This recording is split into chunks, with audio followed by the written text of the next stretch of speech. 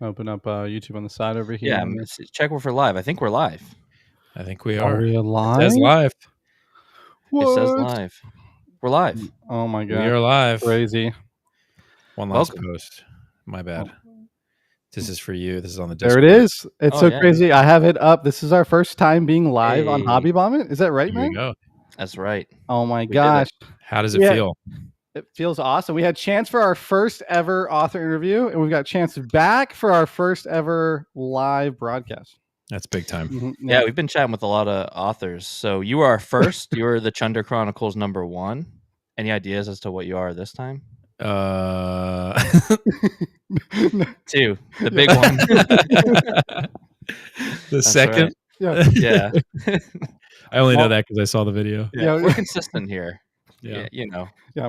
Hopefully you'll be back for 3. Yeah, I'll be back for 3. Yeah. Yeah. Well, I think this will be really interesting. I mean, I'm pretty sure Chance has already pre-watched the live stream, so already knows what questions we're going to ask. Yeah, I do. I have. Yeah. So I got a fun one for you though, Chance, because I thought you you might like this. So in the middle of finishing the book, the hardback actually came in, and I immediately dropped my phone. Actually, I didn't quite drop my phone. I took a photo first, and then I dropped my phone. I sent it over to Matt, and I had this book on my table, and I was like, now I'm going to read this as God intended. Yeah, you sent Wow. it to me, and I hadn't received mine yet, and I was sad. Oh, yeah. I feel like all over, everyone's showing pictures of their book, and I was just waiting patiently. And then it was just a so funny. nonstop barrage of me in different poses with the book. Just Yeah, showing it that's off. actually kind of sick. You should post those for the world to see. Yeah. Yeah. We'll be able to put them up on the put them up on Hobby Vom's post, and we'll put them up. Yeah, there It'll we be go. really, really good. But no, it's I'd say it was awesome getting to actually finish it with the hardback. That was Yeah. so good. I mean, Kindle's great; it's super convenient, but there is just nothing like having the book in your hands. Yeah, I Mhm. agree. Thank you So- so much, by the way, for Mhm. putting those in. Yeah, I saw your guys' names, and I made sure Matt's went second. Yeah, I get it. Yeah. You ripped my little sticker in Yeah. half. Yeah. I was like, "Ooh, the label's messed up." Uh-oh. Oh no! Oh no. It looks like we got some friends. We got Mm. Angel. Hello. Howdy, hello, howdy. hello. Yeah. Angel, Books, beverages, and Angel besties. wants to yeet me now. Hello, welcome. Yeah. Sterling. I'm figuring it out. So yeah, you click on the comment and then it pops up. Wow, this So, is actually sick. really Pretty cool. amazing, Yeah, that's actually really sick. Mhm. as God intended. Yeah. Right. Well, yeah, Yeah, dude. Why don't you kick us off Mhm. by just? I mean, we haven't talked since the official release, so congratulations. Mhm. Yeah, thank Do you want to just tell us how it's going? Like, Oh yeah, it's going great. We're on track, hopefully by the end of this week, to have 1,000 copies out the door, which would be the second week. That's the goal. I mean, we're at 830 right now ish, so I'm hoping that we can have 1,000 in the first 2 weeks, because I feel like that'd be a pretty big milestone. And I know it's just like a number, but in terms of visibility and just like exposure and funds that make it easier to produce the following books, which is really what it's about. yeah, It goes a long way. So yeah, that's happening. Our reviews are up on Amazon. Things are looking really pretty there. And then there's some news. It's not like official news yet. Still, I mean, it's unofficially official. But we're in talks for an audiobook, and it's looking pretty exciting. So I'll have more hopefully by the end of this week or by the start of next week in that regard. But things are moving pretty smoothly, and I got you guys reading book 2. I got other people reading book 2. I know that you have the newborn, Ian, so I don't expect your priorities are probably on that. baby in the one hand, book in the Yeah, other. That's how I've been doing it, man. I have like a little pillow that goes around, and I just have the baby and then the book. He holds the pages for me. So heck yeah. I mean, hey, hearing the feedback so far from book 2, I'm really looking forward to getting that the work done from the notes from you guys and all the other alpha readers. But I might ship it off to Dave a little sooner, hopefully, if all this audiobook stuff goes well, and then I'm just going to take into account your guys' notes when I go back for dev edits. It gives me some juice against Dave if he's like, hey, I don't think people will really like this. I'm like, well, I have 25 people that said they would, which would be nice. I don't know. It's just all crazy. It's all been like last week, especially launch week, was like fire, like right before. I spent my birthday signing books, which was fun. But my mom and sister came last minute because they got the word from me the night before, like, hey, we got to pack these things up and get them to go. And it's just hearing from people that are getting their books. Some people, there are some people who didn't. The label was created, and then apparently they haven't got a book. I just found that out, today. So I got to ship that out Wednesday again. But it's little things like that, just navigating all the aspects of what a publishing company would do traditionally, that I'm doing as a single indie author. But yeah, it's all really exciting stuff, and it's all stuff I love. And then hearing the feedback from people reading the book is probably the best part. And the live chats, like in Discord, and I mean these conversations as well, they're my favorite part because I love talking about the story. It's like it just lives inside me, and it's nice that now other people are experiencing it living through them and their experiences and the things that affect them. And it's different from the things that affected me too, which is really, really cool. It's just all this stuff I just didn't expect. It's unreal. It's unreal. Yeah, it's been really fun to watch. And I gotta know, have you slept? Have you been getting sleep? Yeah. The sleep score is another story here and there. Like usually it's pretty decent, but there are nights where I'll get like usually I get like 7.5. There are nights where I'm get 6.5, and sometimes even more than 7, and just the quality was not good. But it's just due to a lot of other things because you got life as well going on by side of all of this. And it's fun, but also it is pretty tiring, but it's all good. I got a motor. I'm ready to go. That's awesome, man. But yeah, I'm just stoked to see it doing so well. Yeah. It's been fun to kind of be on the sidelines watching the process. No, I mean, not on the sidelines. You guys are in the game. That's true. We have had 2 interviews. Yeah. Seriously. It's fun though. I love these conversations. It's been super fun. Yeah. Yeah. It's one of those where like, even though, maybe some of the same questions get brought up, it's just been fun to watch all the lives.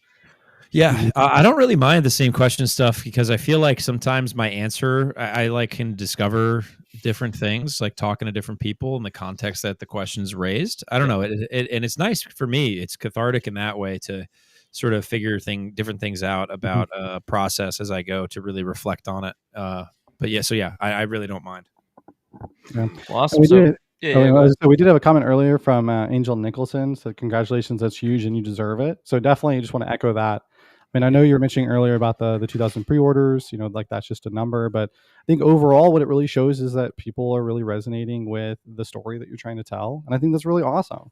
Yeah. And so you do. I know that you're going to be losing some sleep over this period. Also, great job, by the way, on like lining up the alpha with the release, because yeah, I've been there when you're like trying to get something like edited and done while at the same time having to worry about like this other thing that's going on. You're like pulling your hair out left and right. Yeah. So I think that was a great call, and it's been really awesome, man, just to see how many people have been pre-ordering. Like the quality that came out of this book is so nice. Great job. The hardcover really is. Yeah, it's so nice. Good. Yeah. So yeah. I had so much help. I have to shout out Abel Montero just like for the entire process, the formatting, like the reason the book looks as beautiful as it does, besides like Stuart Batch's cover and then Robert Chotia's naked hardcover. Abel Montero's typography, his dust jacket design, just his ability to kind of put all the pieces together for me, being so like reactive in a good way to my like probably absolutely insane text messages, and we have a language barrier between being Italian and being American, and sometimes my way of communication is just like very much, it's like sometimes he goes good morning, I'm like, oh shit, I forgot to say good morning. It's like a European thing also. I think it's just like general being nice is just like your greeting is good morning. Yeah. It's true though, like it really is, and there's nothing wrong with that. It's just like I'm like, oh crap, I gotta like I'm such a jerk, like so bad. But yeah, start texting all my friends good morning every morning. Exactly. Just say hello. Yeah, Abel Montero, who is also an author in his own right, wrote The Crimson Fire. His book just came out in the English market, and yeah, it's good so far. I'm reading it, and he helped me out so much. I'm so grateful for him. That's awesome. Well, yeah, I guess Angel brings up a good point. I don't know if we said what we're doing in this video, so this is a spoiler talk about Mercy, Tears of the Fallen. So, we're just kind of this introduction. Obviously, we're not talking spoilers just yet, and we will let you know. But Angel is stoked that they can watch spoiler videos now, which is awesome because that's where the fun part starts. Oh yeah. I think Angel's experience is recent too. Yeah, I think so as well. And Sherilyn's gonna get back to reading.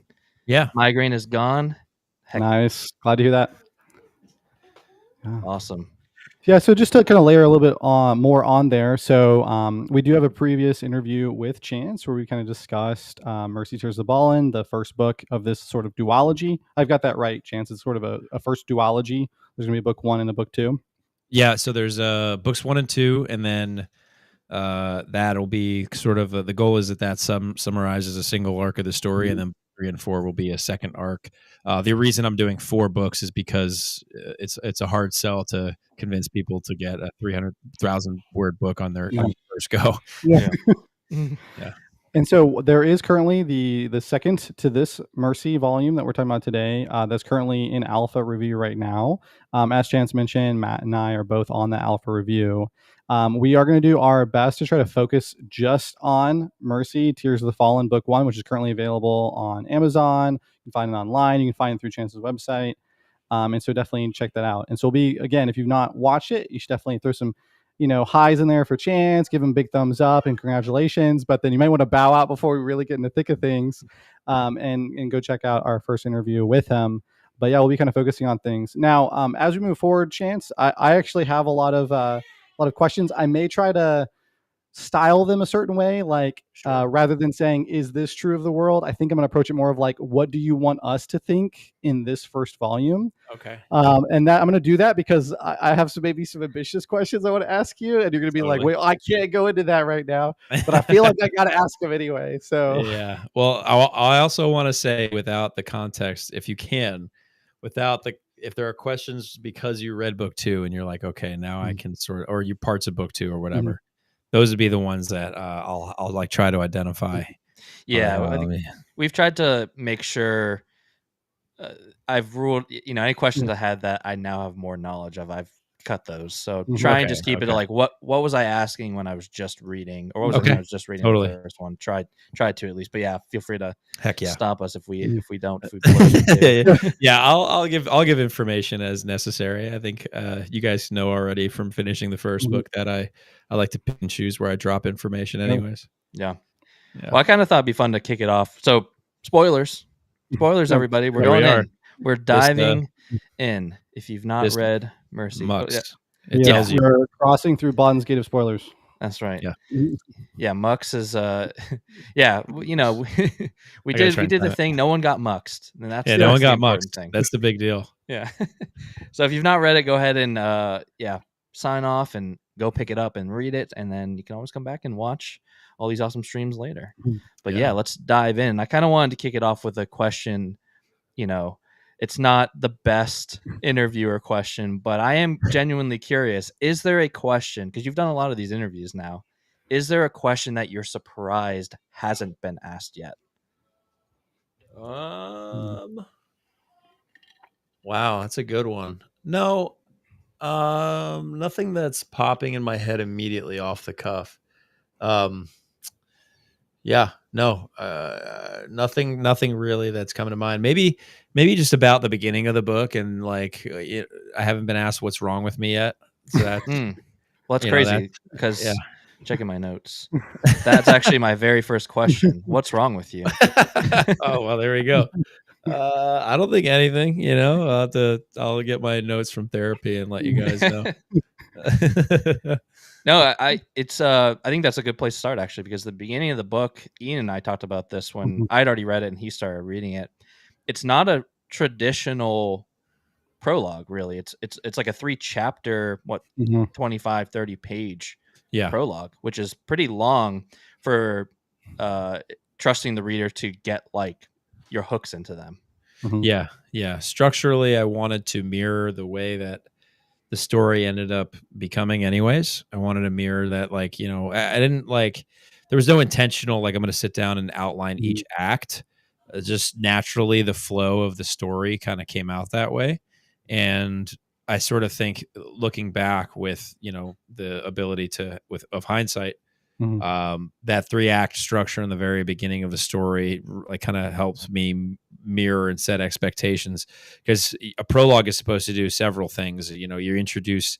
There's a lot of concepts that have to be introduced. You have to introduce the themes, and you're introducing characters, and I don't know. I think it was such an effective tool, and also, if you think about the greater aspect of reading the book and the challenge that is reading the book, you go 1, 2, 3 through the prologue, and then you get to chapter 1, and you're like, what the hell? I thought I read chapter 1. Yeah. So there's that feeling of like, oh, I thought I won, but I didn't again. And that's sort of like a nod to Elden Ring in itself, like in the structure. And yeah, I don't know. It just seemed right. The flow seemed right. The story, the way the elements were going to be introduced, and Alavist's story is just so crucial. That scene just has so much in it, just generally speaking, through the whole world. And if you're talking part 1, part 2, or part 3, you went back and you read the prologue, and you realize, now that we're doing spoilers, you go back, you read those first 3 pages, and you're like, holy shit, the bad guy was in front of me the whole time. Yeah. I just didn't have the information. And then I went back, and now I have the information. It's like, now I know that this is Stalholm. It's like, oh, okay. Which I don't know. I thought that was like really fun. I think it's just really fun to play with that contextually, and I don't know, with subtext and all that. Yeah. Even the first chapter, the first time I read it with Harglon, I was like, oh, is this going to be our hero? Yeah. That's going to, be released and go on a redemption, or a revenge kick or whatever. And then chapter 2 becomes very, very, you get dropped a bunch of politics, and you learn about the friendship between Alavis and Artorias, and like what's happened. And then you're like, chapter 3 or part 3 of the prologue, you're like, all right, I'm on board with this Alavist guy. I like him. I like his family. And then you just put the dagger in. Yeah, he's a family man. Yeah. Nice little breakfast they're sitting down for. Yeah. No, that was that one's brutal. That whole scene where Alavist and Harglon comes with his gang, and Lanera and Yalara, which I know, understand the confusion there. But I don't know, that one just was so crucial. And there's it's such a good kickoff point, I felt, because we get to see a part of Alavis that for the rest of the story, presumably you're really no longer going to see, because that person is gone. Like, they are not at home anymore. They become somebody else, which goes back to the question is, what if Aragorn lost everything at the end of the war for the One Ring? It's like, well, this is what happens when you take Arwen and their son away from him. And yeah, it just gets more and more brutal as you go. But I thought about that. Sorry. No, go ahead.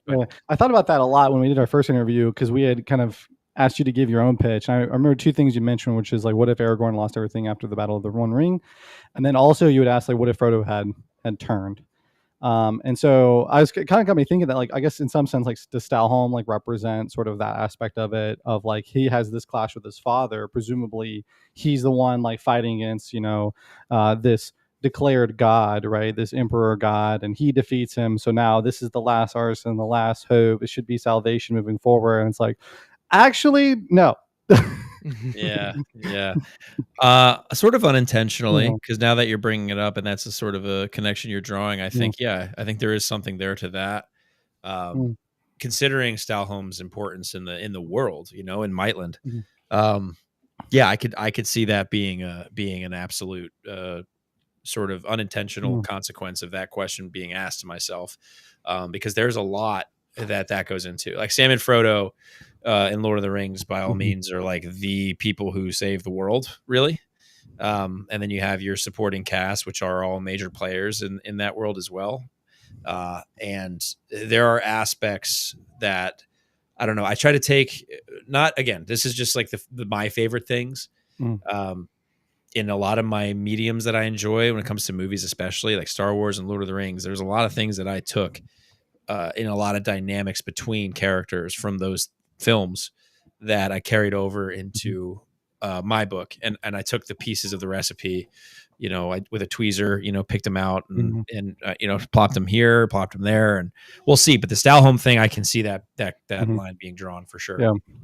Yeah, because one of the things that kind of hit me, this comes more from like a video game perspective, but I've had these games where you have this really hard final boss, and like you kind of experience this in Elden Ring as well, and you lose the first time, you lose the second time, the third time you get there and you defeat the boss, you're like, oh, this is so good, and then their health goes right back up. It's stage 2, and you're like, no, like I just won this, and then you're exhausted because you've been in there, and it definitely, I started to get that feeling like through the book where it's like they had this massive war, like they're just trying to get their unity off the ground, and then it's like, is this like the straw that like breaks the camel's back in a way, but like yet the characters have to find a way to persevere, and like stage 2, the aftermath of this, where now Stalholm is this like big bad, and I just think that that's really cool. And Elvest, or Ilvest or Elvest, how do you prefer it to be pronounced?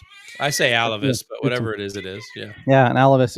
And I think he's kind of a fun representation of that, because he did die, right? Like that's how we're supposed to take it. And so now he's at his like stage 2, and he's tired, and you can feel it.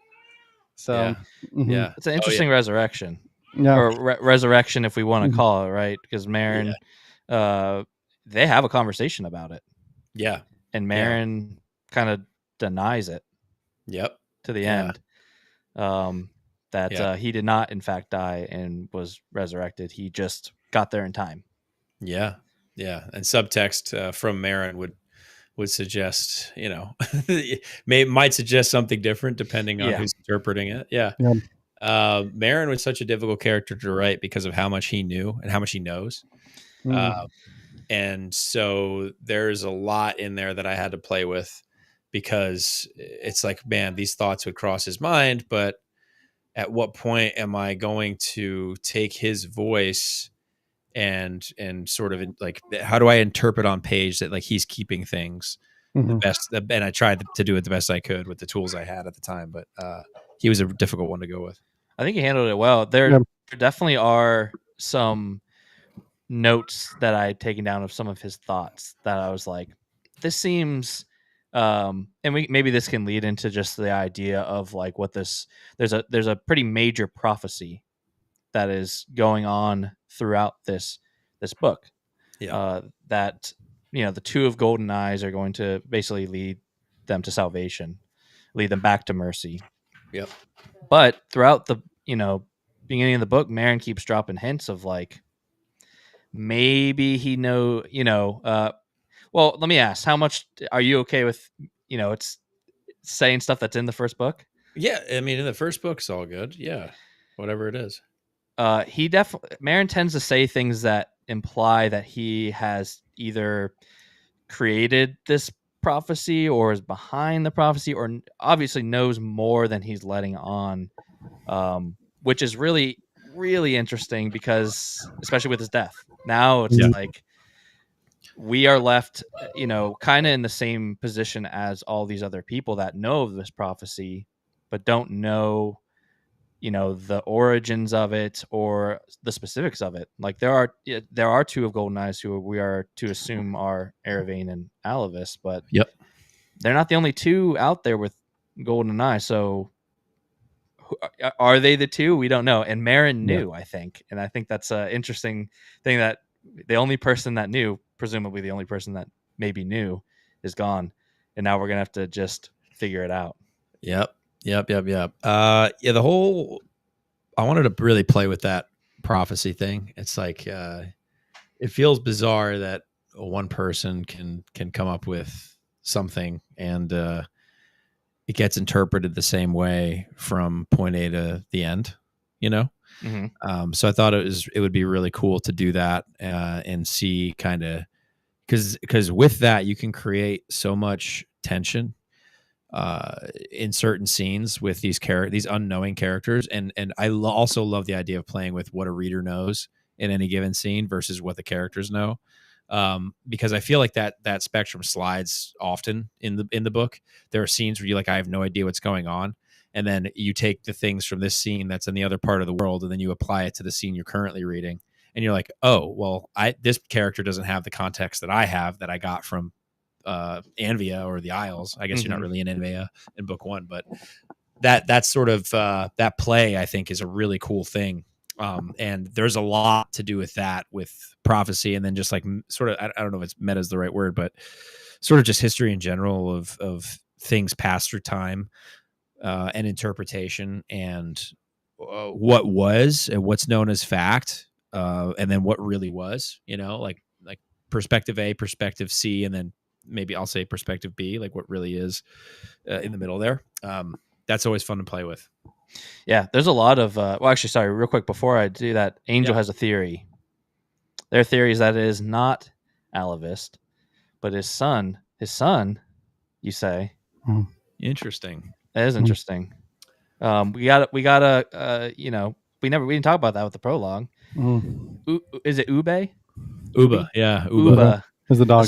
The real star of the book. Yeah. I mean, come on. I'm sure I wasn't the only one that messaged you, and I was just like, "How could you?" Yeah. I'm like, Alvist and his whole family. Okay, Uba, the dog. Come on. Yeah. So it's an interesting off-screen death, we'll call it. But I think what's really interesting is there is a mention of Uba later in the book from Alavist.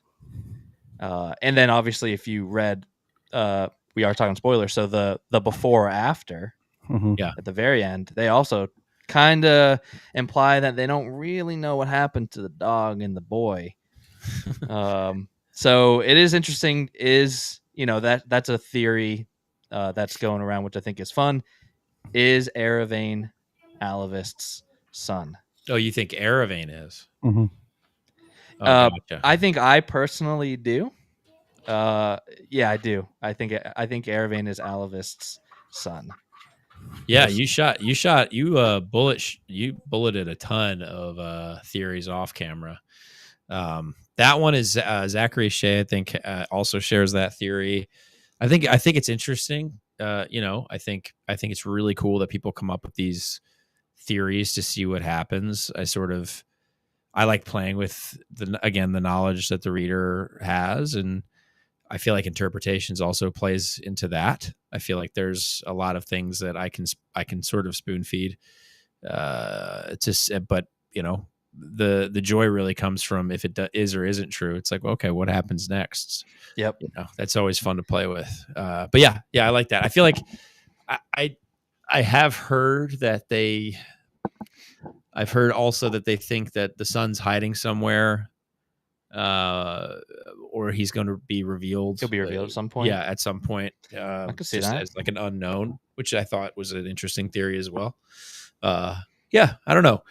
There's there's a lot to play with. And then regarding book 1, there are also theories about the daughter.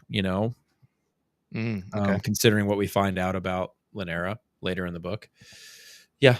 So there's some stuff that we play with in the book for sure. Yeah, it's a lot of fun. But yeah, it looks like going back to Angel's theory. I'm guessing that this theory is about the two with golden eyes. So Angel thinks that Alavist is not one of those two.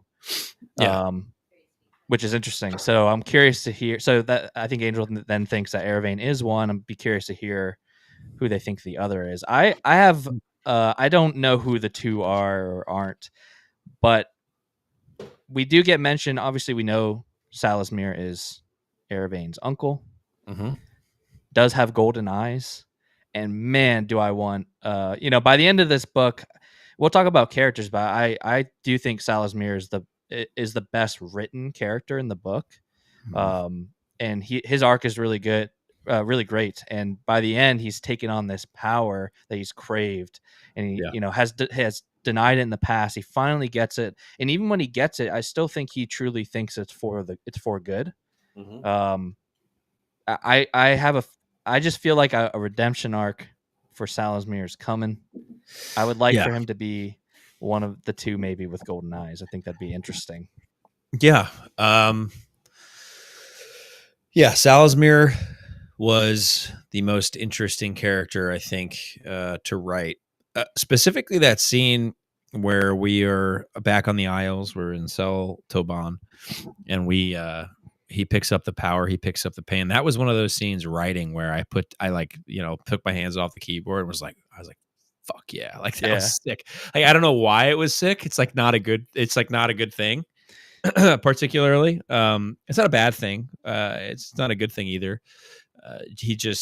His knowledge, again, he's one of those incredibly competent characters who's also very smart, but also he has this desire. His biggest desire is sort of it's holding him back in a lot of ways. It's like a blind spot for him. Exactly. It's a blind spot. It's preventing him from seeing the world as it is, which kind of sucks considering how much power he does now hold, as we go into book 2. But yeah, he's one of the more fun characters to write overall. I think he just has, I feel like he's the most dynamic, and like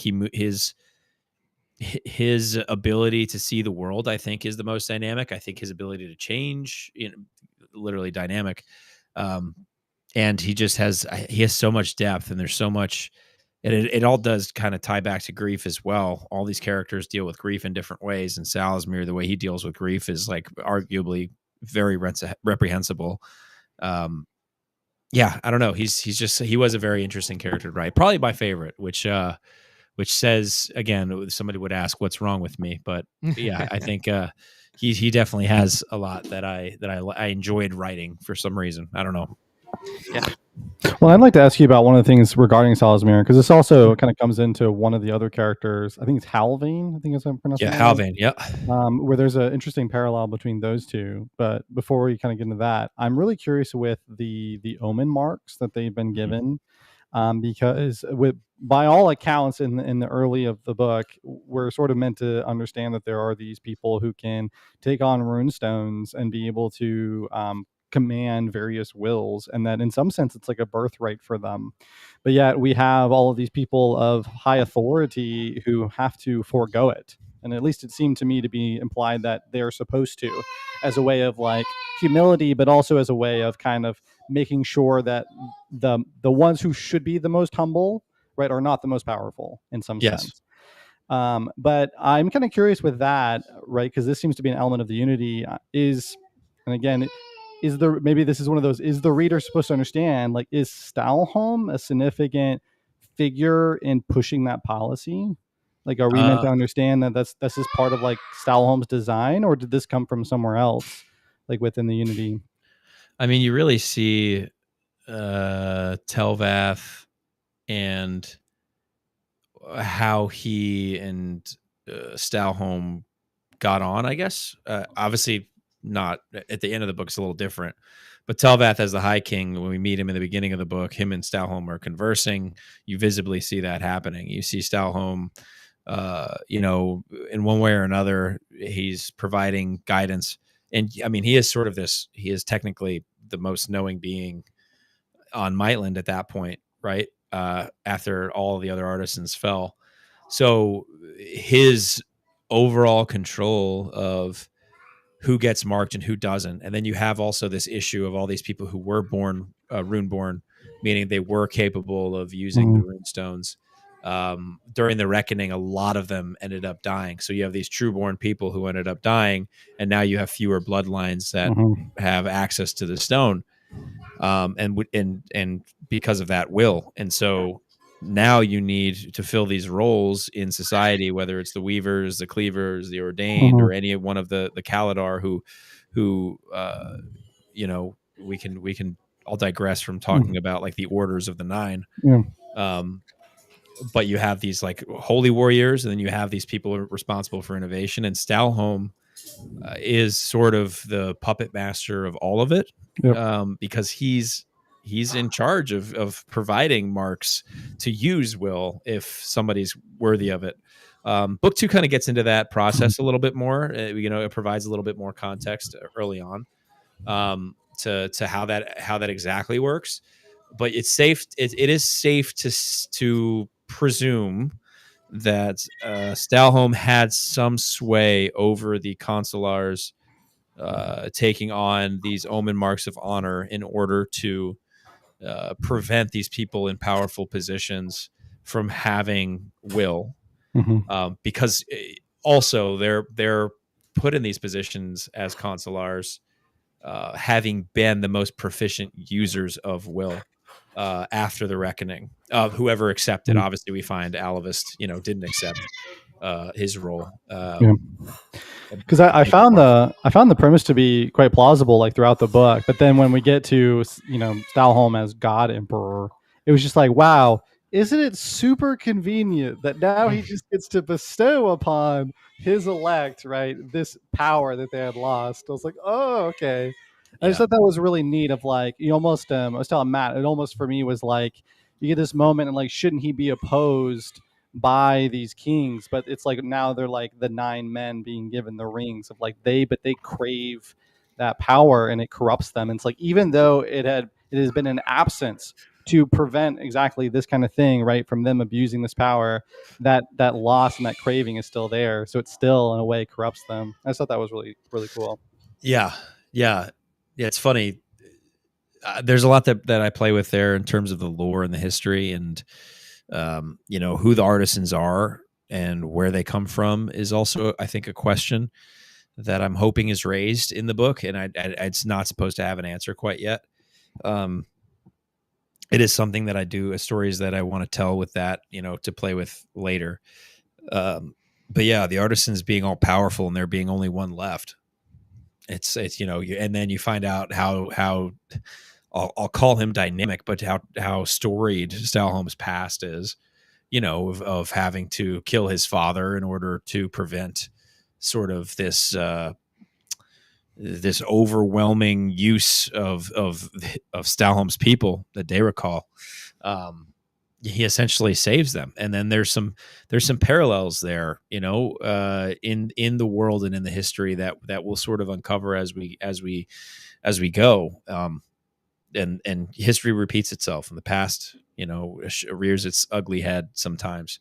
And I think Stalholm is one of the best examples of that, especially as we start to unravel the things that get introduced at the end of book 1, because you really don't know Stalholm and his motivations until we really, we see what he's capable of. We see he's capable of manipulation when it comes to politics.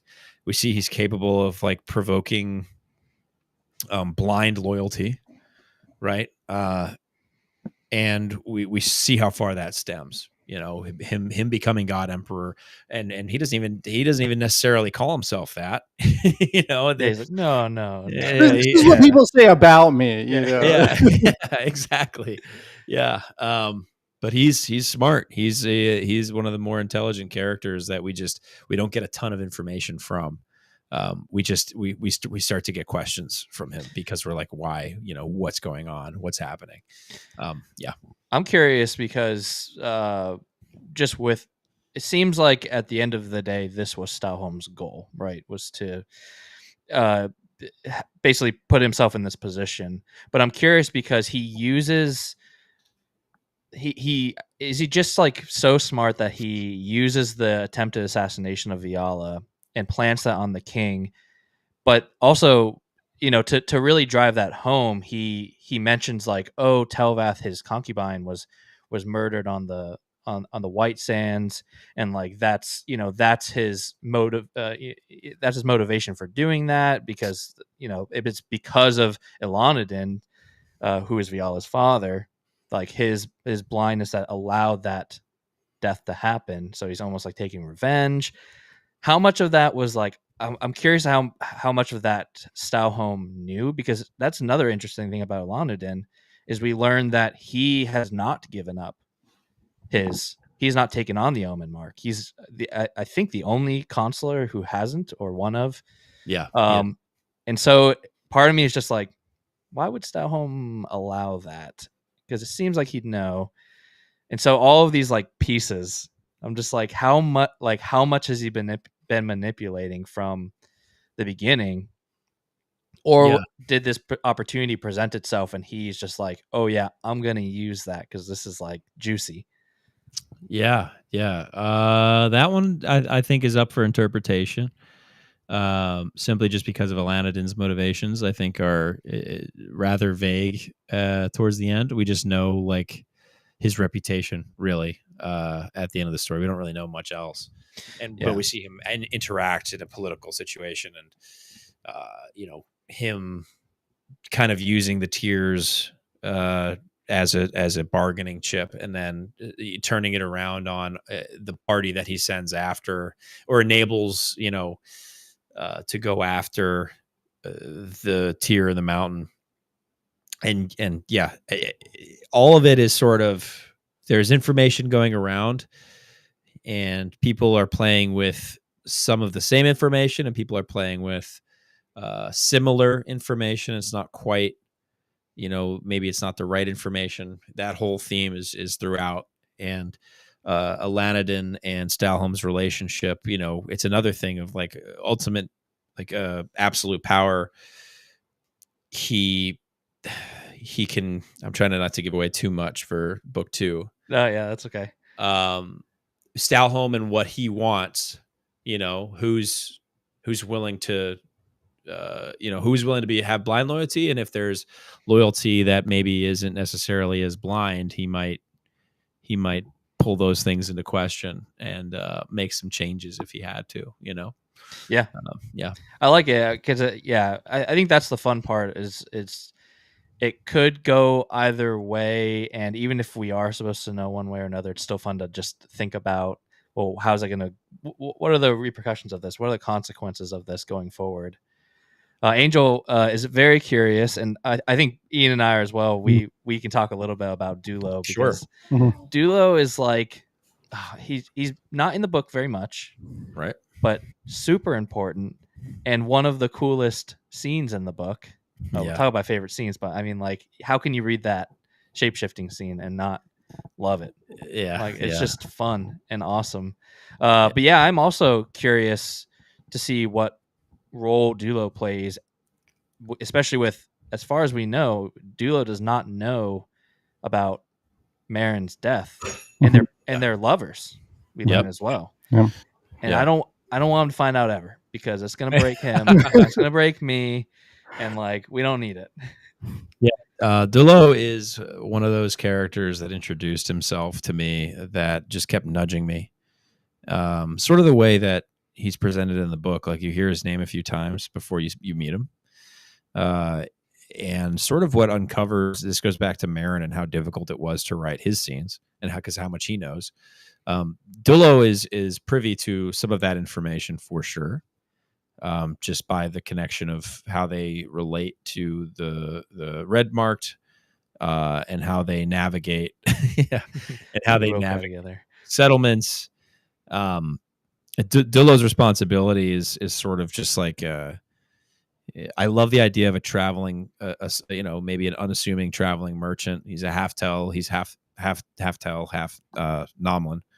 And so you have this stained character who goes between continents, goes between consulars, gets information in order to receive information as to where there are people who can be helped. And their interpretation is, we're doing our duty, our charitable duty, in order to help these less fortunate. And it's funny what we start to see in the second book, as you guys I know are reading it, but there's a lot that sort of reveals itself in the second book with what's going on there, related to the red marked and also unrelated to the red marked. But there's this assumption, I think, that Dulo has, that these aren't important people, and we know Marin thinks the same thing, or thought the same thing before he died, and so. Yeah, Dillo's role, I think you'll get to see a little bit more. There's a reason we're in his head, like there's a reason we're in every character's head, but he's one of those that is probably similar to Marin. Like everybody is just a little bit more important than they seem. Halvain has a whole perspective, maybe 3 paragraphs or 4 paragraphs, where that information, as you get more context, you might even read that 2 or 3 times and be like, all right, like whatever. But by the end of the second book, all of like those 3 paragraphs are going to mean, they're going to feel so much heavier when you go back and read them, which again is intentional. Like that all it all plays back. And Dulo himself has a few paragraphs like that. We see more than we do of Halvain of Dulo, of course, but being inside his head, there's a lot of context that's provided. And Marin as well, the first 50% of the book, his thoughts. But I feel like Marin's the resonance of Marin's character, not just his death and what it means, which is big, but who he was to different people who weren't necessarily connected, I think is just like such an important thing. I don't know. I love playing with that stuff, but Dulo is he's one of the favorites for sure. I'm just fully expecting there to be this like epic battle of like Erevan and maybe like Alavist and others, and they're gonna be like losing, and then Dulo's gonna show up with a red mark, and then both Dulo and the tables will turn. Oh, okay. Interesting. I had to do it. I got 4 kids. I gotta go. He's making a shape-shifting joke, and we're just not going to allow that here. I'm curious if Dillon knows how much of this prophecy he knows. I'm really curious about that. Because obviously, he and Marin have been working together, which I love that too. He's just like they're just working. Marin. It makes Marin even more interesting because it's like some of the things behind the scenes that may have been going on, but it's not sinister. Yeah. It seems like they're just genuinely doing good. So it's really fun to see that, and it's really interesting that they're working with consulars. I think that was really interesting, and then combine that with like the Blood Rebellion is a really interesting part of history, and what happened to the Blood Knights after it. Because from my understanding, I think Stauholm kind of like pieced them with consulars, and that's why we see one with Kythos. Well, and even to layer on a little bit more there, Matt, too, because we actually see him working with Kythos or Kythos or again pronunciations, but in some sense it's in some sense like Marin may not be dead if it wasn't for him, because they may not have needed to take the shortcut, and that's kind of an interesting element too. Like he doesn't even want to take the shortcut either. Yeah, he doesn't. He keeps being like, are you sure? Like, and Alavis, I'm curious to see how much that guilt is going to hang over Alavis too going forward. Because really, Alavis pushes for that shortcut. He's like, no, we need to go. So I'll be curious to see how that hangs over his head going forward. But I kind of wanted to, there's so much I want to talk about. Just like the Valdis stuff with Mercy, and like there's like dragon gods over there, and then there's like the good side of the, I think it's like 6 little connected pieces of land, and like we find out like the Crimson Rains came over to Maitland because these like bad, I think maybe dragon gods were like sending the Crimson Rains to the other side of Mercy, and then their like mages deflected them and just like sent them to Maitland, which is just, I don't know about it other than it's just interesting. And also that the artisans that there's exiles from there as well. It's just the scope of things. It's already large in scope in book 1, but then you're like, oh yeah, all of this other stuff that it's gonna have to come into play at some point. Like it's just the history is just really fun to dive into, I think. And also, how old is Valdis? And when was the last time he was in Mercy? Yeah. Old. So how much? So what? So his interpretation of what he thinks happened and maybe what actually happened. There might be some information there that he thinks he has that maybe he doesn't necessarily have, or maybe he's right. Maybe he interpreted it correctly, and that's exactly how it went down. Or maybe something in the middle. Who knows? That's the best part. Valdis is this character who actually he does know a lot, relatively considering the rest of the ages of the other characters that he's around. But what he's seen in his time, from where he's come from, and now what he's seen of Maitland, it does offer some really cool bits of information to play with. And that's one of those characters that was also hard. It's like, I didn't want to inundate you guys with history. I wanted to give you the pieces that are going to be relevant to the series. Relatively speaking, and I think, again, a part of that is playing again with information. That's one of the biggest things. Sure. Yeah. I mean, I think we there's the opportunity to lore dump there, but I don't think you took it. I think that was the right the right way to go about it. We get what is right. That stuff isn't really important. I mean, I'm sure it is, but like when I'm reading this book, it isn't. What the setup and the things that we are trying to do in this book, I don't need to know about that in order to enjoy this book. But I like the nugget drops because I'm like very intrigued about where a lot of it is going and then how it will connect with that. Yeah. But speaking of Aldous and his just crazy, he's got the Warhammer, right? Yeah, it's one of the coolest weapons in the book. Can we talk about weapons? Because let's do it. Ian and I both loved the sword from Gardens of the Moon. I am blanking on the name though. Yeah. Dragnipure. Yeah, which is awesome. And you've got some really cool weapons in Mercy as well. So the Warhammer. What did you have? Did you say that was your favorite, Ian, or did you have a favorite? Well, no, my favorite is definitely like the blade at the very end. I think it's like Duliath Bane. Duliath Bane is one of the coolest. I mean the fact that we have so many members who are using great swords with these like runestones, like the soft liquid vials, and like is really cool. And then the whole twist with the cleavers at the end with Elwyn being able to like now kind of reforge these with the crimson shards is especially a cool twist. You're bringing out some like cool like Darth Maul twin blades. That's pretty hype. That was Angel's favorite. Yeah.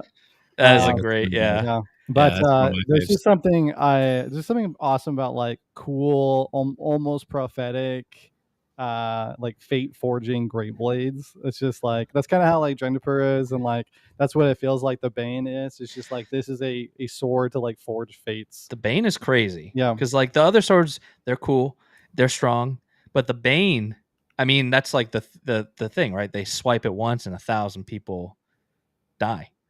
That's the ill is a fate of 1,000, or where it comes from, which is like that's a powerful powerful sword right there, which has now been gifted to so like Harglon finds it, brings it to Stoutholm. I don't know. Do we learn where he's found it? In book 1, no. Okay, you don't learn that. So we just know he's found it and brought it to Stoutholm. Which is it that blade that he uses to really turn Salasmir into an artisan? Yeah, so it's a tier. It is a tier. So similar to the way that our Kaladar and our Knights of the Nine used runestones inside of the hilts of their blade. Duliath Bane is similar in that vein, but instead of it being just a runestone, it's a tier. So it's the essentially the soul of a god lies in that blade. The demigod, sorry. And so in the hands of another demigod, what's that capable of, right? Yep. So him giving it to Salasmir is sort of like a we don't know why he gave it to Salasmir. Why doesn't he just keep it? Why doesn't Stoutholm just keep this blade? And that's something that maybe we get answers to later. Salasmir's like a god tier swordsman too already. He is. He's like the best swordsman out there. So like now he's got this ultra powerful sword. Yep. It could be really bad. It could be really bad. It could be really bad. Yeah. This is why it just gets me so amped up for people to read on. I don't know. It's just it's crazy. Yeah, the weapons I needed to be cool. And I also wanted to play with, I feel like a lot of the epic swords we get in a lot of fantasy, we get them and they've already got a storied past. They already have this sort of giant history, and Duliath Bane is one of those blades that sort of does. But I also want to play with the blades of our current characters. Hade's twin blade. It's one of my favorites. It's definitely inspired by Elden Ring, by the way. That's I have to remember the name of it, but there's a character. No, I mean, yes, and also Darth Maul, which I think is also what inspired that Elden Ring. Okay. For the record, but yeah, it definitely is Darth Maul inspired. Hade and his capability, we'll start to see some of that. The crimson metal inside of the blades, that's something that I really wanted to play with. I mean, obviously I love the color red, but I think it's really cool to have a lot of your quote unquote good guys using a red sword. I think that's just like fun. It's the twin blade. The Warhammer is probably one of my favorites. it's designed. My goal was there's a weapon in World of Warcraft that paladins typically have, and I wanted to get that same effect with Valdis's Warhammer. It's just like light as a feather, massive, and deals tons of damage. Just like destroys. That's really what I wanted. I wanted like this highly mobile Warhammer that can just like destroy. Yeah, it's like kind of like you just hold it over your shoulder with one hand, kind of thing. Yeah. And he's a Merciani. Like he's one of the coolest looking races in the whole universe of Mercy. I don't know. I love the concept of like this charcoal skin and like red, glowing sort of red tattoos kind of marking up the body. I don't know. I think that stuff is so sick. Yeah. Angel noted Bryce's. Is it Bryce's? Yes, Brycey. So she's got like the van braces, right? Yeah, that's a very common Weaver tool. They use it. It's like usually their form of self defense is they use the van braces with soft stone imbued inside of it, and also a hard stone. The soft stone is sort of just like what's the word I'm looking? An augmentation, as is hard stone. But yeah, Valdis is Thor confirmed. Yeah, Valdis is one of man. I love Valdis. I love all these characters. It's so crazy. I mean, there's some I really don't like, but who don't you like?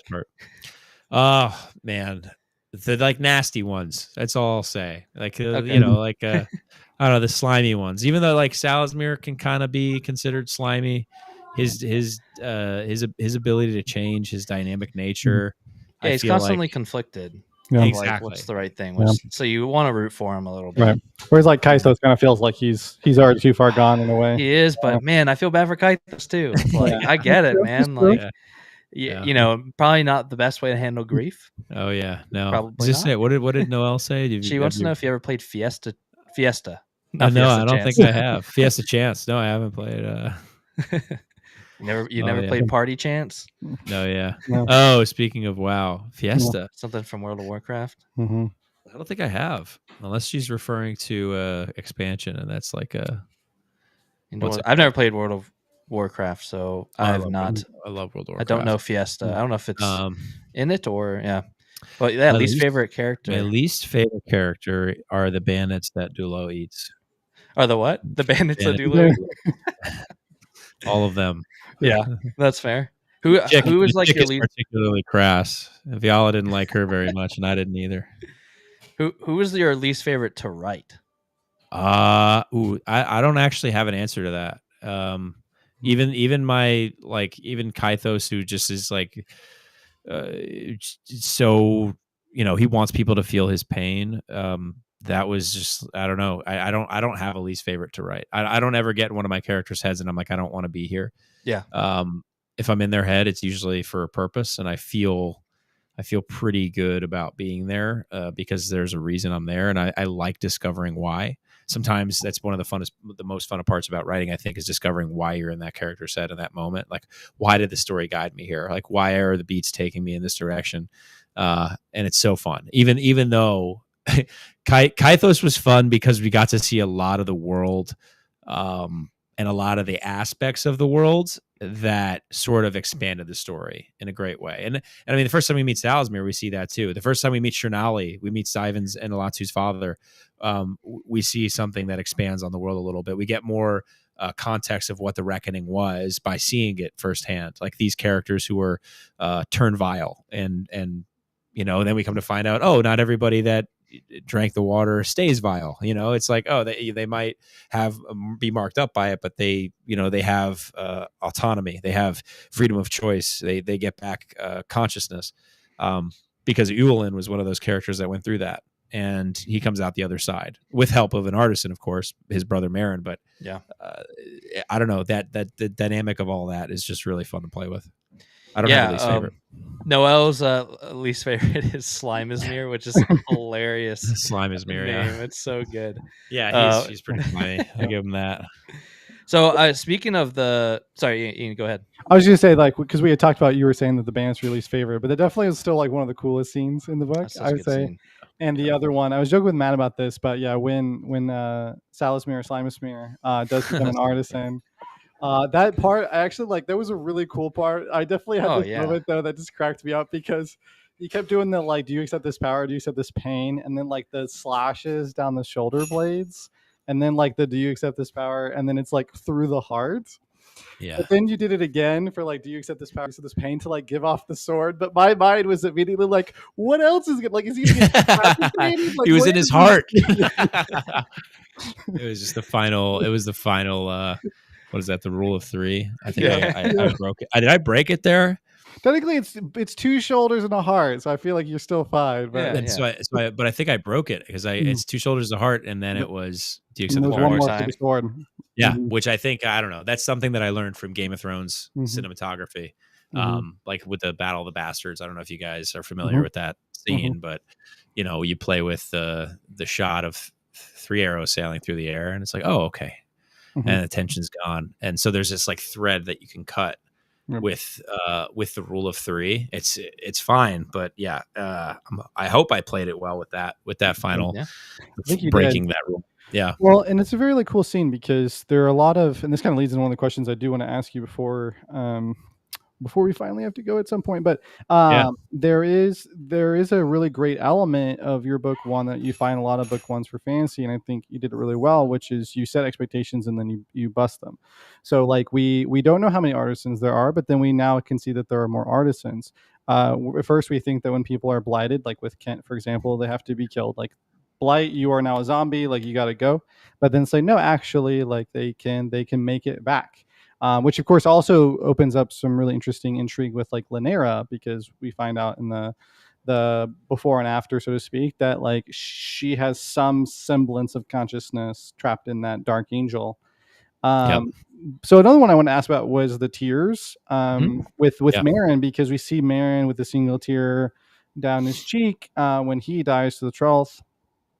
So like in book one, are we meant to understand that there's only like a finite amount of tears and that these tears are essentially inherited and passed down? Or are we meant to understand that tears can come from like any person who can ascend into being an artisan? Like there could be a potentially like an infinite amount of tears.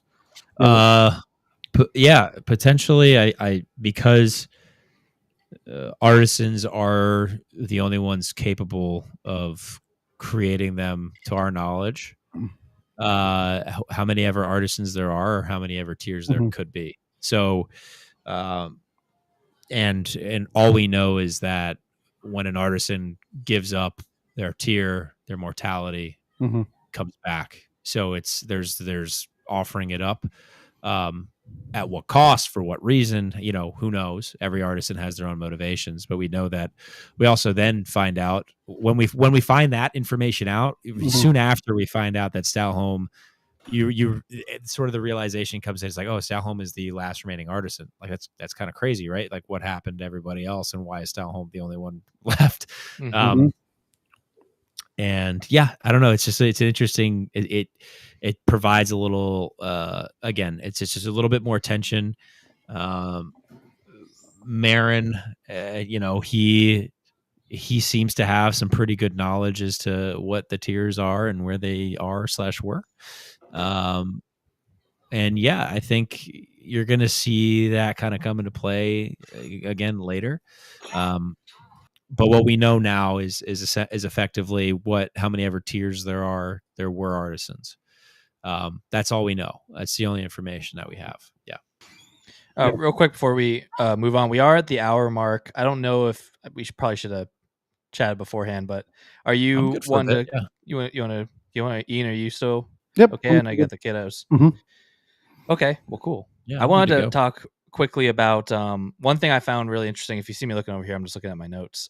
Just like you have a lot of running like parallels in your story that then split and they go the two opposite ways. So there's a couple that I wanted to chat about. I just thought it was a cool recurring thing. So with Erve and Alvis, they're both dealing with grief in a pretty heavy way, and they both handle it very differently. One goes the path of overcoming it, and one succumbs to it. Really, Alvis, maybe not out loud, but he wants to make it to, is it Edelvin? Yeah. Adelvin's what I say. Adelvin. Adelvin's fine. Yeah. So he's they're doing the prophecy thing, they're doing the thing, but really deep down, Alvis is like, I'm gonna get there so I can get Harglon to get there, and I can take vengeance. Where Eravane throws in the flask into Marin's pyre and kind of overcomes that and is ready to do let that be to do what Marin kind of sought for him to do. Yeah. So that was one that I thought was really interesting. You quite literally do it with the Twin Falls, which I love. That's such a cool way to split the party. Yeah. I think it's a cool way to split the party. Yeah. Thank you. Yeah, I think the parallels between Alvis and Eravane, it's one of the push and pull that those two characters have. Seeing sort of this mentee through the eyes of the mentor, seeing the mentor through the eyes of the mentee. And also just like why, like what happens to get them to that point, and then throw in the context that Marin had lost all faith in Alvis, just knowing who he really is and what he's really about now, even though who Alvis had been was the Paragon. He was that guy, and Marin knew it. And that's why he took the steps that he did, and it was misplaced. He believes it was misplaced faith. And we see that in Marin's eyes through just their conversation and his conversations with Eravane on the side, that sort of thing. And then we see Alvis, despite that, step up and be like, okay, I still have to make sure Eravane, gets what Artorias would have wanted for him and what Marin wanted for him. And a part of that is a little bit of guilt for what happened to Marin, right? A part of that is guilt for Artorias. And a part of that is also Alvis is a paragon. He was a hero, which is the most subtle part. You're not going to see that through Alvis' eyes. And it's unlikely you'll see that through any of the other characters' eyes because they don't know who Alvis was in his previous life. And Alvis doesn't think of himself as that. There's just no way. Especially considering what he let happen to his family, how he feels what he let happen to his family. And I don't know, there's those beats and playing with that push-pull of Eravane and Alvis was always something I wanted to do from the very beginning. Yeah. I'm curious. I'm guessing you probably can't say, but maybe you can. What do you think, if you can say, what do you think Marin's final thought was? He knew he was going to die. He passes on the tier, but especially with that, he knows that Alvis, he's kind of given up on Alvis, and nothing's resolved. They're in the thick of things. Yeah. Do you think he had a final thought? And truthfully, Marin's final thought was, "Fuck, this is gonna hurt." Hey, that's realistic. Yeah, if you really want to know, Marin's final thought was, "Holy fuck, this is gonna hurt." Marin's a savage. Also, I mean, obviously, I have the pro. I don't want to say too much, but you can. Anyways, without getting into that, Marin's a savage, and he was with a character. By the way, I've talked about it spoiler free, where I drank some mushroom water and then rolled a d20 to see if he lived or died. I saw that, which is wild for a character of that, importance. He's I would definitely go ahead. Sorry. No. I just said he's a very important character, and I roll a d20 to decide his life. Well, I think the d20 rolled how it should have rolled. I mean, I think that was a great moment, and like you were talking about earlier with Marin being difficult to write because of that knowledge. I think overall, at least my personal opinion was I really appreciated that knowledge kind of going away, because now it sort of placed this extra burden on the characters of now having to figure out what he knew and what he meant by what he said. And I really love the way that played out with the story. So sometimes you roll a d20 and it rolls exactly how it's supposed to. Yeah. It's cool too, because now, the prophecy is 2 of golden eyes, but maybe if Marin made this prophecy or whenever it was created, maybe they did mean 2 specific people, but now that Marin's gone who knew of what the prophecy was, it could be 2 different people that play out that prophecy, and it can change that way. And I think that's cool. It doesn't have to play out exactly the way that Marin intended, and it might not. And I don't know if we'll ever know, but it doesn't. It's one of those things where it doesn't really matter, but it's just cool to think about. Yeah, that dynamic of, again, information, what we think we know, and sort of what happens. There's nobody that's safe from that thought process. There's nobody that's safe from that. The last parallel I wanted to. Sorry, do you have something more to say? Well, I was going to say I was going to get back to it because he also he used the twin falls, chance to split the twins. Just going to call you out for it. Are they twins or just Near and Hyde, right? Aren't they twins? Yeah, Near and Haight are twins. They're twins. Yeah, so you use the twin fall to split the twins, which like, come on, man, come on. Like, I feel like no, I think it's a great choice. Especially there. It's weird when I was writing down my favorite characters. I think originally it was like it's Hade, and the more I think about it, I'm like, no, it's Hade. It's cheating, but like it's Hade and Nira together. They are a unit, and I think Hade. I wouldn't love Hade without Nira, and I wouldn't love Nira without Hade. And then you went and split them. Yeah, and that gets challenged in book going into this book, which I think is smart because we get to kind of see their growth. We get to learn about them as individuals without like I have a brother that's really close in age, and it's like almost like a crutch for me sometimes if we're together, and so they don't have that anymore. So that'll be really interesting. But the last parallel I noticed was just Shrinale. Right, he has his wife under their fort, castle, kingdom. I'm not really sure what it is. Who has turned? I think she's fully turned. And on the other side, there's kind of almost two things. Another consular, Kythos, has someone who's been infected by the blight, who is not fully turned. I'm guessing because Kythos even notes like, hey, his mouth isn't like doing the four-way split over here. So is it what's his name? Rovin. Like has he fought and like beat this? And if so, these are two consulars. They both have a blighted person. That is an important character probably in this story. Maybe not the wife so much, but important to Shrinale, where Rovin is the son of Galagus. So like, how is that going to play out? And then also with Alatu related to Shrinale, and Stuyven doesn't. Stuyven and Alatu don't know about their mother. They just think that she perished. And so, what's going to happen if Stuyven loses Alatu to the blight, and Alatu is just like he gets infected, or what do you call it? Infected? What do you call it? Yeah, that's fine. Yeah, he gets like pricked by the briars, and he's gonna turn, and he knows he's like, you gotta take me out. And Stuyven doesn't want to. He kind of goes the path of his father, of like, just denial.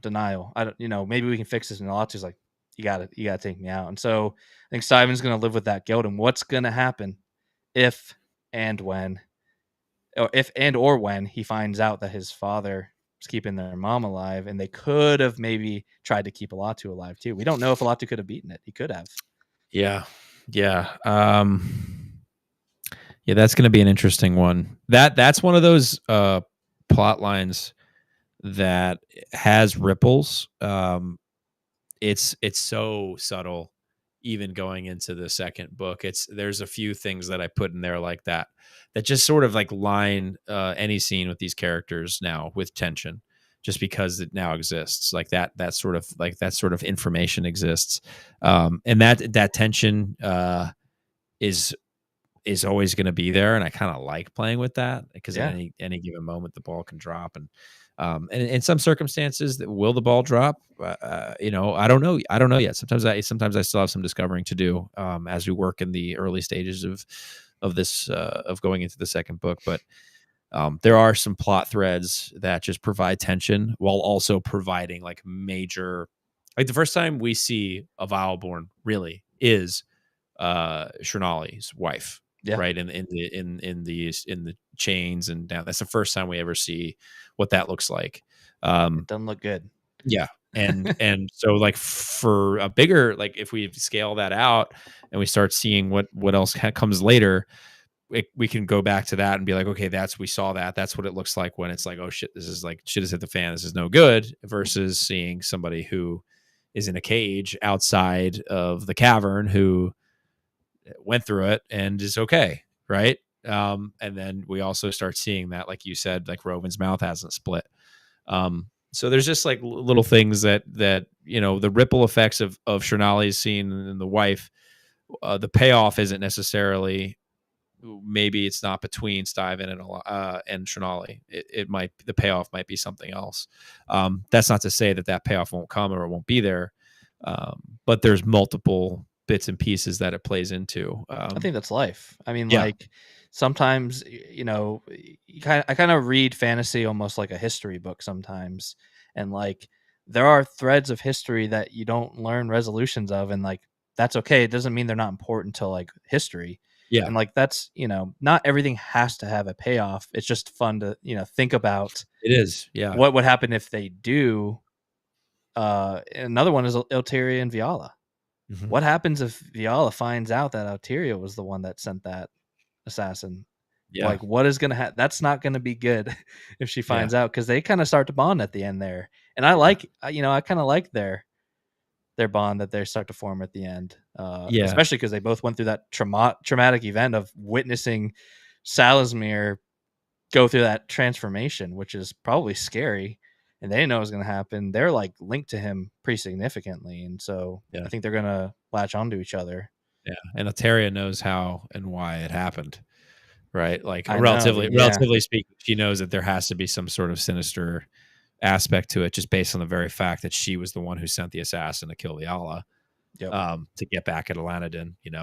That is one that's a tough one to navigate. Again, those drop-in chapters and the context they provide and the tension that it lines in a scene.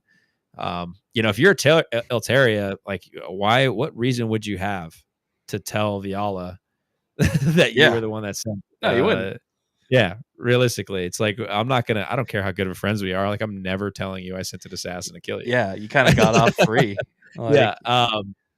So, I mean, are there players that can sort of identify that who come into play? Maybe, we'll see. That's something to play with. But yeah, I don't know. Let me see what Noelle said, actually. Yeah, she's talking about the Soderai. Oh, yeah. Their race and how cool. Yeah, I agree with her. Yeah. The little marks on their face that light up when there's danger, like, it's just simple, but it can also create a ton of tension. Yeah. Yeah, it was cool seeing water-based people. Mm-hmm. Well, it was just fun with the boat scene when we first like encounter Halvain. Like, it was just really because like the fog effect of like their they can't see anything, but like they still sense it, right? And so it's like causing their marks to glow. Yeah, so cool. I also I did love. Speaking of Elteria, I did love the fact that she ends up being the child when Viala is a child, and her dad like gives the coin and then says like that won't last a month, and that ends up being. I just thought that was really neat. It's like a little thing, but it's a really cool thing that in a way like they've kind of been linked all along, right? Yeah, and I just thought that was really, really neat. Yeah, it's a tie-in of also shame. Like Viala still feels shame for that moment, for just like the yuckiness of that feeling of watching her father just be a scumbag, and it's like, all right, well, I don't know. It still eats at her, and she's surrounded by this person who she can like make recompense for, and who knows how that relationship develops. As you get into book 2, maybe that's something that we dive into a little bit more. I think. I don't know. I think book 2 does a really good job. Being that book 1 and book 2 are a single arc of a story, there's a lot that we start to see coming in book 2, that we get some answers, and sometimes some things stay open-ended, but there definitely is some answers that we're going to get at the end of book 2. And one of my favorite parallels, we had mentioned this one, but I alluded to this one a while ago, but the parallel between Alatu and Kent, the soldier Kent. And I just thought those two moments, and I might be like reading into it a little bit more, but just kind of something that I saw in those two scenes, which I thought was really neat, was it really made me appreciate Halvain, and sort of in spite of Salasmir, of like Salasmir sees Kent and kills Kent, who does not want to die, right?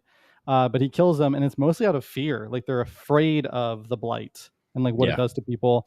And then he uses that moment, even though he knows that's correct, but he uses that to like fuel his bitterness towards Telvath. Like, oh, this is more of that burden I have to carry. Yeah. And then when you contrast that to what Halvain does, where Halvain like spares Steven the burden of having to kill his own brother, but doing the thing that he knows like has to be done for someone who also knows it too, and like also himself like feels the burden of that because of the great warrior that like Alatu is. And there's like almost in some sense like this brotherhood that's like formed in that moment for Halvain doing this thing. And so that like it was a really hard moment, but also like gave me a lot of respect for Halvain as a character. And I just thought that was really, really, really neat.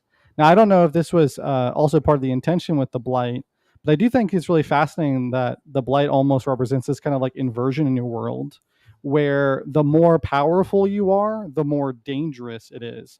Like in some sense, the soldier like Kent being infected, like like he might become crazed, he might try to bite infect other people, which obviously would not be good. But in some sense, like while he is, probably a skilled soldier, fended off two other blighted people, like him being affected isn't as significant as Alatu being infected, and that's not as significant as Marin being infected, right? It's like the more important you are, like the more like, oh crap, if you get infected. Yep. And I thought that was really neat of like how it sort of represents this like bane to power. Yeah. It's a burden of having power. And I think that the Halvain scene after Alatu's death, where he's rowing and you see him mourn, like he's mourning this person that he had to kill, just that difference. Like Salazar, like you said, he uses it as like, okay, Telvath just made me, take out my blade again. I'm just the blade of reckoning. That's all I'm good for. I want more. And then for Halvain to be like, all right, I needed to do that. And maybe we don't even know why. Like, why did Halvain need to do that? We have an interpretation of the moment, right? He needed to do that because Stuyven wouldn't, and it would put the others in the boat at risk immediately. Number one. But there's something more that he alludes to as to why that happens. And we just, Halvain's, this goes back to sort of what I said earlier, but Halvain's perspective there and what he did and that hard choice he made it's an important choice. But he doesn't necessarily, he might not necessarily know why. And I think that's kind of why he's mourning, right? He sort of mourns that because of the resonance of what that moment meant. The resonance to me, emotional resonance, is like one of the hardest things I think to execute as a writer, and it's one of the things I was like hoping to focus on because I wanted these characters to stick with me, because they do, literally. And so I wanted the weight of the choices each character makes, the deaths of these characters and their relationships with each other and their relationship with the world. The resonance of that was something that I wanted to convey. And that Alatu scene and Stuyven's response to that happening, that's also very important. Grief is just one of those things that just has such resonance generally. So playing with that theme, and it sounds kind of strange to say playing, but it's always an interesting thought experiment to see that. The same way, major theme throughout the book. I mean, a lot of characters are handling grief, different types of grief, but the majority of the characters in the book are navigating it in one way or another. Yeah. Obviously it plays a role in my life, and the catharsis that I get from writing these characters in these situations and how they each deal with grief, and in some instances console each other, and others they don't care. It's something that I think just it resonates deeply within me, and so I think it comes out on the page because of that, which may sound corny, but it's true. No, yeah. Oh, I love that. Well, we're slowly approaching the hour and a half mark, but I kind of wanted to maybe just talk about large scope, high scale. What's the ending of this book? What is happening that we can look forward to in book 2?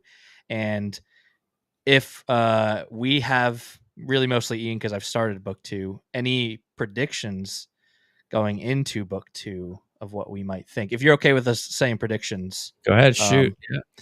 So just overall, before we get into predictions, just like what is the large scope of what's happened in this book that have implications as to what we can look forward to in book 2? with this like civil war essentially. Yeah, we see a rise of or the pulling back of the curtain of some sort of power that has their own motives, wants something run the way that they want it run, and has always wanted it that way. But maybe it shows in a different way because maybe they actually had something that they were trying to see work out. You have characters that are split up, of course, by the end. And we know how they've been together. We know how they console each other when they're together. And now we see them apart. That's also something that I want people to go into the second book with. We're gonna get a lot of dynamic relationships overall. And then I showed it with Dillon, but there are characters who you know by name before you see them. That's something else that we're going to play with in the second book. So all the things surrounding the plot early on in book one, which is seemingly like we're still trying to piece it together. We don't really know what's going on.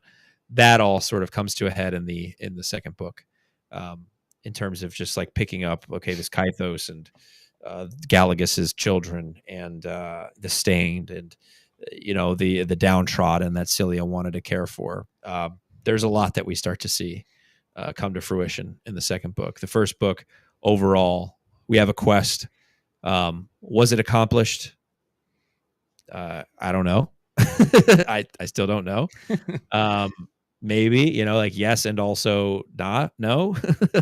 But we pull back the curtain on really the major plots of Maitland and what's happening, and using the information we have from our past, we can maybe see what's going to happen in the future. Yeah. Real quick, Ian, before you get to your predictions, I forgot. There's one thing I did want to ask. There's every scene I feel like I want to talk about, but yeah, Bottom's Gate, first of all, is crazy because they're like the tier's been there the whole time, and it's like the crimson that was supposed to have been mined out turns out maybe it's not, and they're like using it to impregnate these women that have been trafficked from the other continent, and then having like their babies are vial-born, right? Mm-hmm. Yep. And but like the Lanera is there. I don't know if she's probably behind it. I don't know. It's a crazy scene. But then they like go in. There's a sense of like, there's a bit of a sense of hopelessness to this scene because they go in there. Not only is the tier there, I mean the tier there, which is I guess good, but then Lanera has it so bad, and they rescue this baby, and like the sister, I guess the aunt of the baby, and the baby, they don't make it. Yeah. I can't believe they didn't make it. I thought for sure, like maybe the aunt wouldn't make it, and they'd have to take this baby with them, and it would be an integral part. But like, no, you just killed him.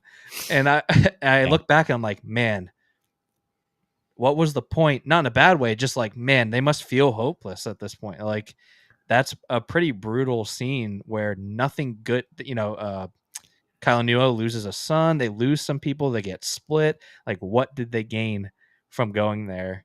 And it's just a brutal scene. Yeah. No, that's it. Just outlines perfectly the themes that I'm trying to execute on. It's a hope in the face of, and perseverance in the face of ultimate suffering, and just the grief of like actually seeing somebody who you loved, who died, who you watched maybe die, or you saw their body, and seeing them breathing and living in front of you. Like for me, my own experiences comes from like dreams of seeing my father these last 12 years, and just that feeling of being around them. And in that instance, in Alvist's case, it's somebody he knows it's not who he cares for. Like it's the body of who he cares for. Maybe there's something pulling him, telling him that thing he cares for is still there in some way, but we don't really see that. We just see the body, and that's what Alvis sees. And I don't know, that hopelessness is then we get in Alvis' perspective down the waterfall, and all he thinks about is hope. All he thinks about is just like this I don't know, which is why I don't think it's grimdark. I think I do play with something that I think Abercrombie did a little bit in, which I could argue all day that I don't think Abercrombie's grimdark either. But I play with something like the quest fantasy in book 1, and that trope of like, okay, obviously like in quest hero fantasy, like they accomplish the quest, but they don't, because they lose so much in order to get up there. Overall, I think you got to put your characters through the ringer, and that's just like the truest form of the story I could tell was that. Like, this is actually how it went down. It's like they get there, and it turns out it was, why did we do this? But in so doing, they now have more information. They now know something they didn't know before. Yeah. And what does that do to each of the characters? What does it do to Alavist, right? Like somebody who gave up hope and decided not to be a hero anymore. And now he has something in front of him that, may require him to do just that again. Will he take up the mantle or won't he? Like that's something that I think that I left that book wondering the same thing. Is that something that he's going to carry, or is he just going to forget about it and only care about the thing that is immediately affecting him? And now he's got an emotional stake in the game because it's Lanera who's essentially in charge of all of it, at least by what we see. Yeah. And other crazy like parallels, like Eravane and Alavis have both lost a wife and children. And then, just for Eravane to have gotten, I think Alavis at this point doesn't know because they got split.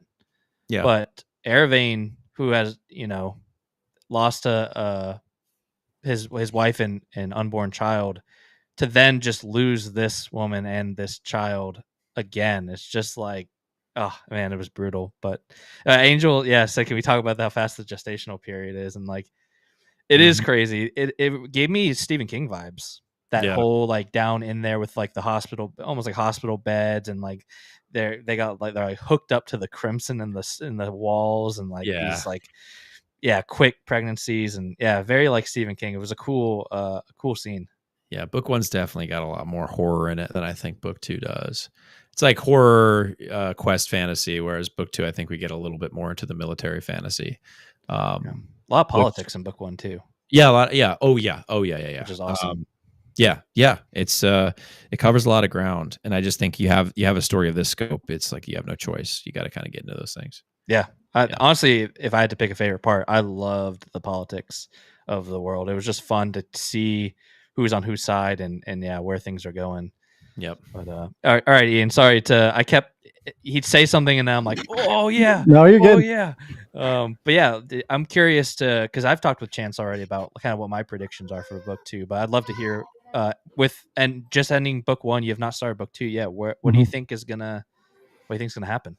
Yeah, well, and one thing I do want to add too, just because you mentioned grimdark, I definitely would not list this one as a grimdark, because I think that one of the things that you do with the story, which I really like, is rather than taking the typical quest trope of just saying like they're going to do this quest and there's going to be hardship, the book seems to very much challenge the characters as to how committed they are to resolving their own story arc, right? The fact that like Alavest needs to know why Hargland did what he did to his family, and it's just like, well, this, like, then you got to be able to like commit to dealing with this, rather than a book that's trying to like challenge the notion of hope. It's really like challenging the character's own perseverance towards their goals, and those are hard, and that's okay. Like, this is their story, right? Life isn't going to be easy. Yeah. So I am really enjoying the aspect of it. It's not just a typical quest archetype. Let's go grab the MacGuffin. It's what do we need to do to resolve our stories? Yep. As far as predictions go, I think Viola's a really interesting character moving forward through the story because she has this unborn child. There's a lot of parallels, therefore, between her and Colleen, as well as between her and Lanera with Alavest's family. It's very hard to see her continuing to support Salasmir, as well as sort of the rest of this group that Stalholm is putting together. So it seems very likely that she will at some point attempt to undermine what they're doing. I think that if they do find out that she has Eravain's child, then I think that is going to be potential opportunity for some weird, like almost Frankensteinian style stories where now all of a sudden she and her unborn child might become extremely important to like Stahlholm's goals. So I'm excited to see kind of what happens there, because obviously whatever she does, putting herself at risk, obviously raises the stakes for Eravane in a really, really cool way. I do think that ultimately we will get this awesome showdown between Elves and Hargalon. I don't necessarily know that it'll go the way that we think it will go, but it feels like at some point Elves needs to have that challenge. And I wouldn't be surprised if Elves then like perishes from that challenge, kind of in the same sense of like, well, once Frodo throws the ring, like what's left for the character? It kind of feels like Elves kind of has that moment too. If Hargalon goes, and it's kind of like what's left for Elves. And at a certain point, like, you know, he's earned his piece, right? Mm-hmm. So I'm excited to kind of see how that showdown goes. I think that there are some like common fantasy tropes that I'm expecting. I very much expect like Kythos or some other character would become fully into their zone as a Runeborn and then be blighted and then be corrupted. Because as far as I know, we haven't actually seen a Runeborn who is empowered with the will actually go full corrupted. They've been threatened with it and then they've died. But you know, that's always like a classic like fantasy trope of like, you gotta up the ante.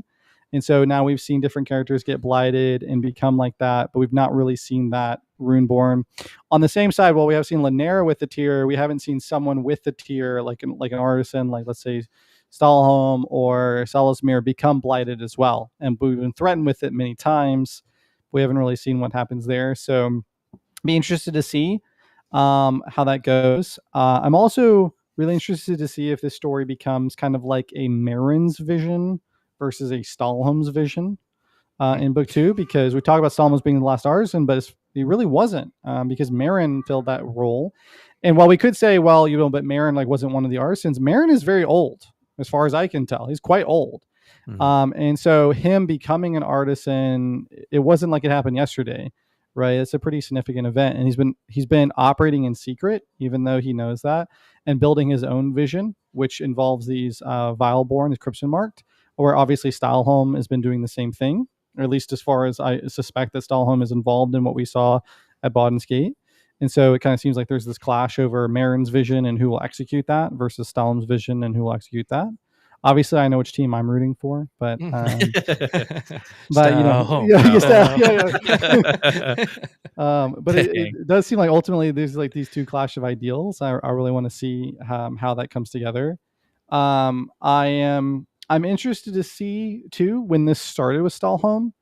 We were talking this with Matt, but I think that this has always been part of Stahlholm's fate, because it seemed to me that like with the death of his father, that his father could have killed him, but he didn't. And so I'm wondering if the father realized that Stahlholm was actually the one to do like needed to be the successor, like needed to be the next. And that was why the father was willing to spare his life and ultimately die. So I'm excited to see how that goes. I know this would be a classic archetype with having one of your famous characters like Elvest all of a sudden become like an artisan and then die. I don't know if that actually ends up happening though. It seems to me like it's almost if there was a character that was going to like do the Iron Man, I got the Infinity Stone sacrifice, like it probably would be like Eravane or maybe even Hade, rather than like an Elvest. It's hard for me to see both Hade and Nira make it through the whole storyline. Of course, I won't talk to you if either one of them dies, but you know, our friendship, it stops right there. No, I'm just kidding. It's hard to see both of them making it through, but I love both those characters. And don't Pippin and do they both make it? Pippin and Merry, Merry, yeah. Mm-hmm. Hey, they both make it. Yeah, possible. Yep. So those are definitely some of the significant things I've been thinking about, kind of moving forward, and then sort of the softballs. But obviously, you know, you may go back and like cross these out because I said I don't know, but I feel like some point, yeah, I feel like Eravane has to get a name for his sword at some point. Otherwise, I'm pulling the procrastination card. Like Eravane, just you gotta buck up and do it, man. Like you just gotta commit at some point. But yeah, this is some of the things that have been in my mind. Overall, I'm very excited to kind of see how these all come together in the next story, and also to see what it does for the characters as well, like how these stories shape these characters. And I'm also very, very excited. I know this is a little bit outside the book, but I'm also very excited just to hear from you once book 2 is done, how this process has been for you and how you feel like it has shaped you as a writer as well. And so that's something I'm really eager to see as well, because I know this is like a little cliche and corny. I think great writers write great stories, but I think there's also something to say about great stories making great writers. Yeah. And I think that this book really has all of the piecing, like all the pieces of being a great story. And I'm very excited to see how that impacts you once you've finished this duology that you've got working. And so, because I think it's really awesome. And so I'll have to check back in for the Chunder Chronicles 3 episode 4. Oh, don't be, that's you're being generous. It'll be 3. Yeah. Well, I'm saying I can come on for 3 at some point, and then I'll 3 and then 4. Yeah. Makes sense. Yeah. Well, cool. I think that's a great place to close out. Chance, is there any thing you'd like to say before we go? Let people know where you can get the book and yeah. I mean, just search Mercy Tears of the Fallen on Amazon, and then you can go to my website, chancedillonauthor.com. All the links are there. For the most part, you can follow me on socials. I do giveaways. I haven't done one this past week. I'm probably going to do one towards the middle or end of August for a hardcover and a paperback. We're going to do one as well at some point. Oh, right. We just got to figure out the logistics of it. I know also people watching this probably have already read the book. Yeah. But if you want a cool signed hardback, you just have the Kindle edition and you want the hardback. Yeah. That is something that I love doing. I don't know. It's just fun to connect with people that enjoyed the book. Yeah. Yeah. Do you have if someone watched this, I know you got plans for the rest of the week doing some more chats, conversations. Yeah. If they want more, I'm going to be on with Red from Red's Reading Cafe tomorrow. I also am just doing a Will of the Many chat with Philip Chase, John from Talking Story, Jimmy Nuts from the Nutwork, and Jake from Nerd Level Rising over at the Nerd Level Rising channel. Wednesday, I don't have anything. Thursday, I'm doing Realm Runners with Pete Reviews Books. That's another live. I don't know if that's necessarily going to be spoiler chat, but I think there might be some. I think he has the knowledge of spoilers. He finished the book, so we'll see. But I know Red and I are talking spoilers because we also did a spoiler-free chat. Nice. And then the goal is eventually, I'd love to get people together. Maybe I just have to take myself out of these conversations at some point, and let you guys theorize with each other. But I also just love talking about it. It's just one of those things that I really just get so much enjoyment out of. But yeah. Well, thank you so much, for joining us again. It's been super fun.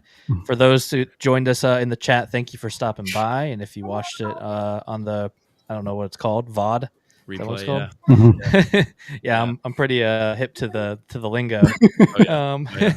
Then thanks for watching, and Ian, you want any closing thoughts? Yeah, again, thank you so much, Chance, for coming on again. Thank you for everybody who came to the chat. If you would like to again see the first interview that we did, you can go and check our channel, Hobby Vomit. Please do check out some of the other stuff that Chance is doing on YouTube, because there's going to be some really awesome conversations with a lot of great people. I'll certainly be checking them out. And I would be really excited to get together some of the other guys. We could just do like a group huddle over book 2 and book 1. It'll be fun. Yeah. I'm hoping to have you guys I'm going to do a recorded chat of just post alpha read. Noel, by the way, thank you, Noel and Angel, for coming to hang out. But you guys, Noel, Zachary, Shay, Red, I'm going to have you guys all on, and Samwise, hopefully, for a conversation that I'm going to record that I'll upload after book 2 gets released. Just to kind of like an alpha feedback essentially with all the booktubers. I think will be really cool to look back on. I just have ready, locked and loaded to go. But yeah, thank you guys so much for having me. Really, really appreciate it. Yeah. Awesome. Well, thanks so much. And we'll catch you for the next video. Heck yeah. Okay. Number 3. Bye, everybody. Number 3.